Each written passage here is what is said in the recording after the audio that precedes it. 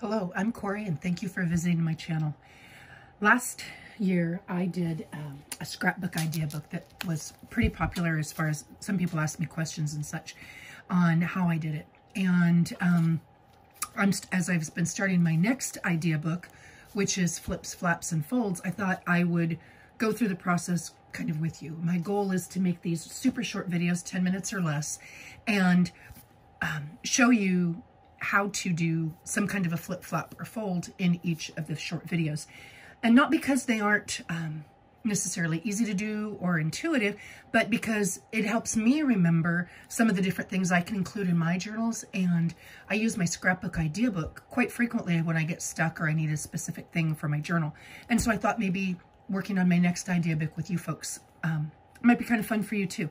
I love some of the longer videos that I see with some of our beloved junk journal artists, but I don't always have that much time. So I thought if I kept this brief, then maybe people could, join in as they had a moment. So I'm going to be using this particular book, which is just kind of a scraps of doilies and lace and such book.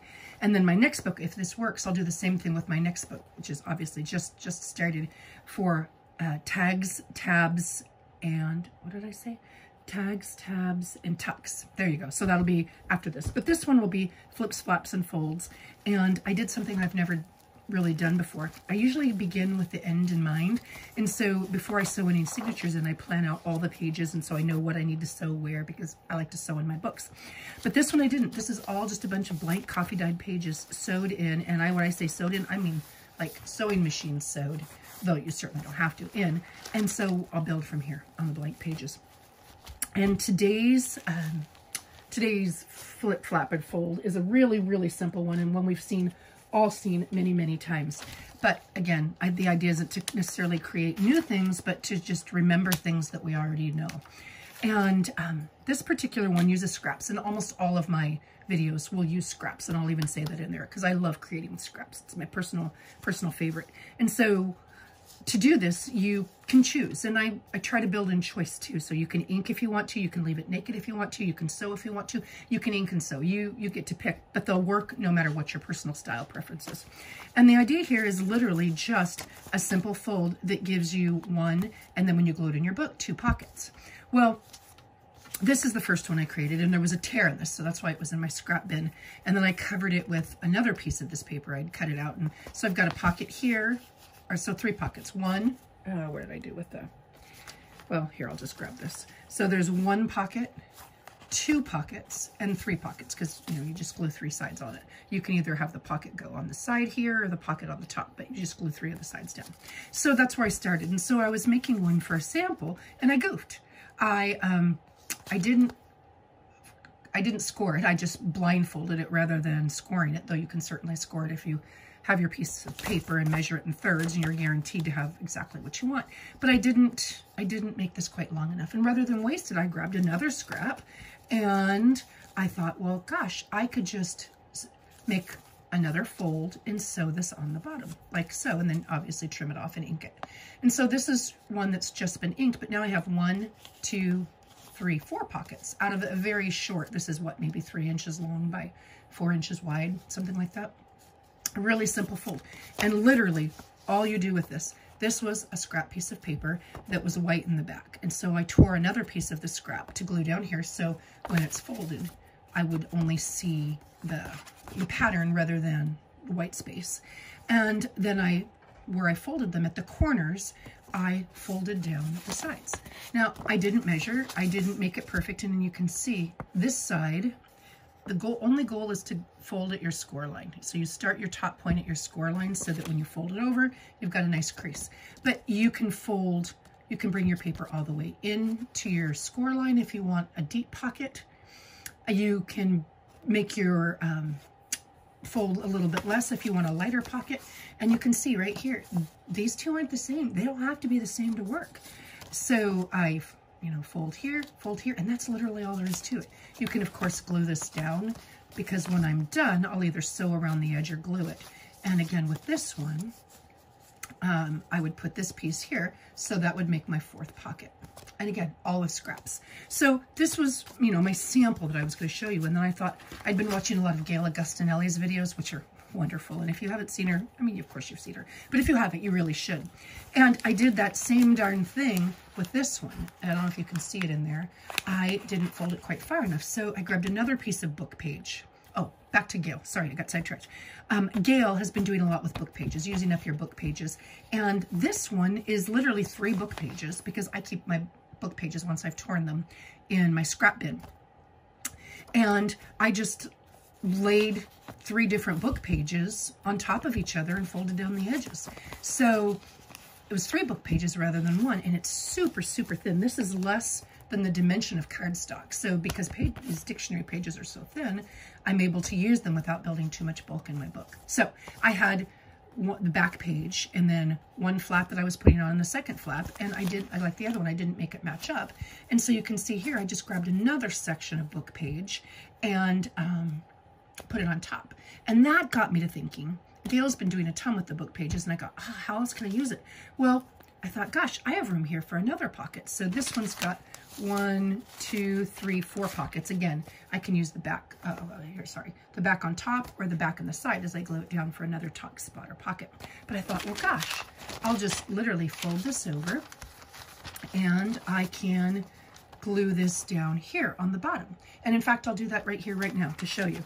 All I did was I folded this over and I could glue it, or in my case, I sewed it because I like the way it looks sewn. And I'm going to grab this, and I'll sew this later on, but I'll put a couple dots down just to hold it in place while I decide where I want to sew it, or so that it's tacked down when I want to sew it. And I'm not sure how well you can see that, but I just literally put a couple dots. And you can do this over and over, and your book page sizes don't matter so much as long as your bottom, whichever one your bottom is going to be, is wider than the back page, because then it'll cover up any goofs. So you can see, just put a couple dots of glue down, and now I'm going to, I think I want it to go right here, lay it down, and give it a second to grab, and then I'll come in on the back side and trim it. And I won't necessarily trim it perfectly because I'll sew it and then I'll trim it so to make sure that all my sides are even. But again, you do not have to sew this. You can just fold it and ink it, or fold it and glue it, whichever you like. See, so it would, and then I would come in with my machine and sew it around here. And that got me thinking, well, book pages are all different colors and such, and so you can certainly make it all monochromatic in the same color, but you can add pieces with different colors as well. And from there, I went to this piece. This was my next one, and I like to make samples and see what works best for my project and such. So I did this one, and I just grabbed, at the Goodwill outlet, I get books a lot of times for 50 cents a piece. And this particular trip, I got a bunch of different dictionaries, and you can see they're different sizes, different colors, different years. And I thought that looked kind of cool with all the different colors. And I'll show you, I'll assemble one to show you what I mean. And these are similar angled pockets, but I didn't measure them. I just kind of folded and went with it. This one is one piece of old ledger paper, and I did the same thing. I folded the scraps over, and then I cut them, and you can see I've got, oh, shoot, I put it in here somewhere. Oh, it's in the back. I've got 1, 2, 3, 4, and then 5 pockets, depending on where I want it to go. So 5 pockets on here. And the angles on the folds are all different. So you don't have to be precise. You don't have to measure if you don't want to. And I just did the same darn thing. Folded them down at an angle and glued them in place so that I could sew them all at once. And then the next one, and this is kind of how I start. And this will be super quick. I'm not going to go through all the details. But this is kind of how I start. So I grabbed some book page, and I chose whichever one I wanted to go in back. And these all happen to be dictionaries, but you certainly don't have to use that. I've got, let's see here. You can do this with 2 pieces, 3 pieces, 4 pieces, 5 pieces. You get to pick depending on how long you want it and how big you want your pockets. You have lots of options. So let's see, I've got a bunch of pages here, and I want to stagger the colors so that all the colors aren't the same. Now, This is my largest page, so I want this one to be my bottom pocket because no matter how wide my piece is, this widest page will cover it. So I'm going to put this one aside. And I don't want it too close. These two are different, but they're similar, so, and I don't want it too close. But then again, you know, I don't really want the green on this one because it's going to be monochromatic. And I'll just trim that off. And so this one I'll make my back page. And I can trim it down. If the others aren't as wide, that's okay because I don't have to have it quite this wide. Let's see, next color. Well, I kind of like this one. And so I'm going to make the, let's see, I'm going to make this my second page. And again, I just fold down. I didn't glue it, sew it, anything. I fold it down and then I'm going to lay it somewhere on here. So something like that. I don't want all this white space on my side, so maybe I'll just bring it in something like this. And then now I'm going to fold this next one down, but I want it to fold in the other direction. And because these don't have pictures on them, they're, I think, middle school age or college age book dictionaries. There's not a lot of pictures. So, and then maybe I'll go down here. But you know, you can see that they don't match up. So I just have to make sure that whatever my bottom pocket is, that it covers that up. And now maybe I'll do this one, and I want this one to go in this direction. And maybe this one needs to be a deeper pocket, as a sharper angle. So I'll fold down here. And I'll lay that in place.